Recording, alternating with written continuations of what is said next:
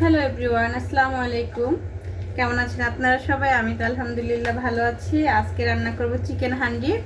তো আপনারা দেখতে থাকেন আমি কীভাবে চিকেন হান্ডিটা রান্না করি। এখানে প্রায় 2 কেজির মতো সোনালি মুরগি আছে। তো এটা দিয়ে আমি কীভাবে চিকেন হান্ডিটা করতেছি এটা আপনারা দেখতে থাকেন। এই চিকেন হান্ডিটা আমি দিয়ে দিচ্ছি পেঁয়াজ। কিছুক্ষণ ম্যারিনেট করে রাখতে হবে। এটা রান্না করা খুবই সহজ। একবার দেখলেই আপনারা খুব সহজেই করতে পারবেন। আমি ফ্রোজেন পেঁয়াজ দিয়ে দিচ্ছি। আজকে আমার হেল্পিং হ্যান্ড সে আপু আসে নাই, তো আমার সময়ের স্বল্পতার জন্য ফ্রোজেন পেঁয়াজ মরিচ যেগুলো ছিল ওগুলাই বের করতে হয়েছে। এটা একটু ঝাল ঝাল হবে। দিয়ে দিচ্ছি আদা 1.5 টেবিল চামচ,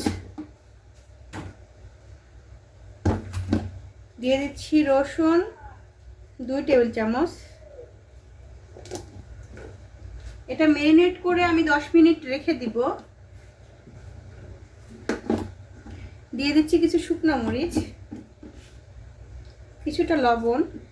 এখনই সব মশলা দিয়ে দিব, কারণ হচ্ছে এটা আর দেখতে পারবো না, তো ভালো করে মেখে নিব হলুদ মরিচ দিয়ে।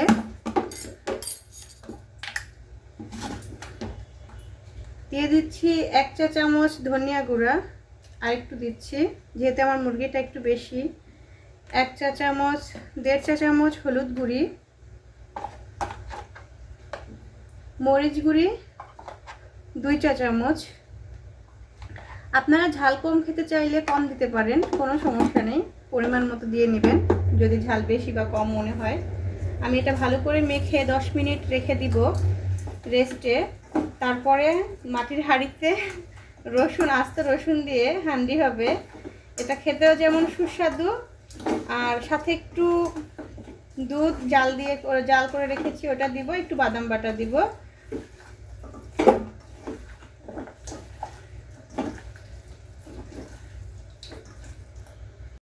দিয়ে দিচ্ছি এখন 1.5 টেবিল চামচের মতো কাজু বাদাম বাটা। আপনারা চীনা বাদাম দিতে পারেন, তবে চীনা বাদাম দিলে তলাতে লেগে যায় বেশি। এখন আমি দিয়ে দিচ্ছি রসুন,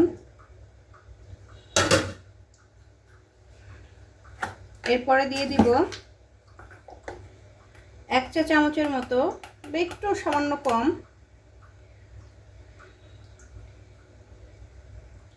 গরম মশলা গুঁড়ি, এলাচ আর দারচিনি দিয়ে দেবো। এরপরে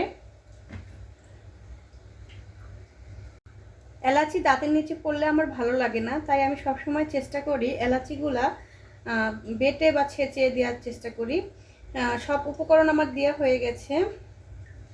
এখন একটু দুধ দিব।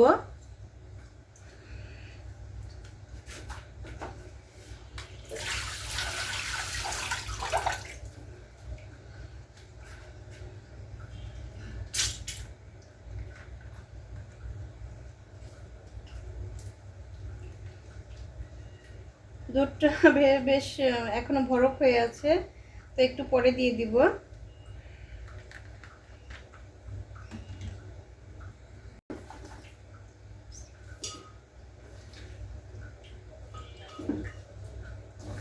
বেশ 10 মিনিটের মতো মাখিয়ে রাখার পরে আমি দিয়ে দিলাম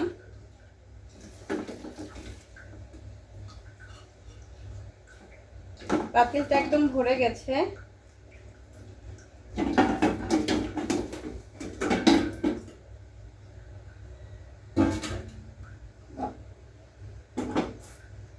আটা দিয়ে আমি বন্ধ করে দেব, তার আগে আরেকটু দুধ দিব, আর একটু হালকা একটু পানি দিব, আর তেল দিব। তেলটা আমি সবার শেষে অ্যাড করব।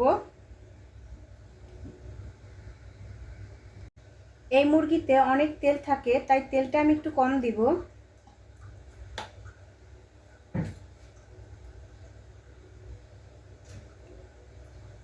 এক কাপের যে বাটিতে মশলা মেখেছিলাম চিকেনটা, ওই বাটিরই 1 কাপের একটু কম হতে পারে, এরকম একটু পানি দিয়ে দিলাম।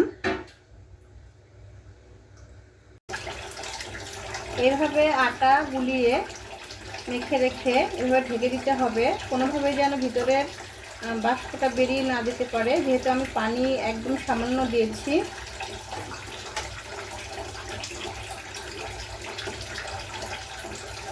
এই সামান্য পানিতেই চুলার হালকা আছে এটা রান্না হবে। এটা খেতে খুবই সুস্বাদু, আপনারা বাসায় অবশ্যই ট্রাই করবেন। পরে আমি দুধটা অ্যাড করেছি, 1 কাপের মতো দুধ দিয়েছি। এভাবে ঘুরিয়ে ঘুরিয়ে আপনারা চেষ্টা করবেন আটাটা মেখে দিয়ে দিতে।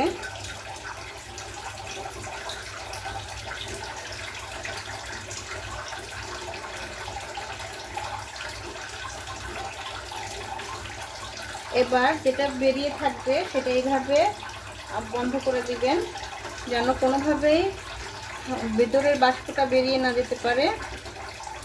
যখন এটা গরম হবে তখন এটা গরম হয়ে বন্ধ হয়ে যাবে। হয়ে গেছে আমার অসাধারণ স্বাদের চিকেন হান্ডি। কিভাবে বুঝবো কেন হয়ে গেছে বা সিদ্ধ হয়ে গেছে? যতই আমি আটকে রাখি তারপরেও ঘরের একদম ফ্লেভারটা ছড়িয়ে গেছে, খুব সুন্দর একটা ফ্লেভার আসছে। তো আপনারা অবশ্যই এটা বাসায় ট্রাই করবেন। এটা আপনারা মাটির হাঁড়ি যদি কারো না থাকে তাহলে অন্য কিছুতেও করতে পারেন। এই যে আমার চিকেন হান্ডি।